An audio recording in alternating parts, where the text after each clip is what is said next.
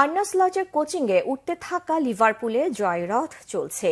UEFA champions লিগে টানা পঞ্চম ম্যাচ জেতার ধারাবাহিকতায় রবিবার প্রিমিয়ার লিগে ডিফেন্ডিং চ্যাম্পিয়ন ম্যানচেস্টার সিটিকে 2-0 গোলে হারিয়েছে অ্যানফিল্ডের ক্লাবটি। লিগ লিডাররা এগিয়ে গেছে 9 পয়েন্ট ব্যবধানে। এই অ্যানফিল্ডেই কদিন আগে চ্যাম্পিয়ন্স লিগে রিয়াল মাদ্রিদ হারানোর প্রেরণা নিয়ে সিটির মোকাবেলায় নেমেছিল লিভারপুল। আর্নে স্লটের কোচিংয়ে প্রিমিয়ার লিগ ও চ্যাম্পিয়ন্স লিগে জয়ছন্দে চড়ে বসা দলটি দ্বাদশ মিনিটে সিটির জালে বল জড়ায়। ডান প্রান্ত থেকে মোহাম্মদ সালের নিচু ক্রস গোলরক্ষক স্টেফান ওর্তেগাকে বেকায়দায় ফেলে কোডি গাকপোর পায়ে পড়ে। ওর্তেগাকে বোকা বানিয়ে জাল কাপান ডাচ ফরওয়ার্ড। বল দখল ও আক্রমণে শুরু থেকে আধিপত্য ধরে রাখা লিভারপুল এই অর্ধে আরও কিছু সুযোগ নষ্ট করায় 1-0 লিডে সন্তুষ্ট থাকে।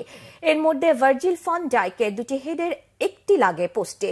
78 মিনিটে সালাহ পেনাল্টি থেকে ব্যবধান বাড়িয়ে সিটির ম্যাচে ফেরার আশা মাটি করে দেন। বক্সের মধ্যে লুইস দিয়াসকে ফেলে দিয়েছিল ওর্তেগা। এই জয়ে লিভারপুল 14 খেলায় 34 পয়েন্ট নিয়ে আর্সেনাল ও চেলসিকে সমান 9 পয়েন্ট দূরে রেখে শীর্ষস্থান শক্ত করল। সমান খেলায় পেপ গার্দিওলা সিটি টানা 4 হারে 23 পয়েন্ট নিয়ে 5-এ নেমেছে।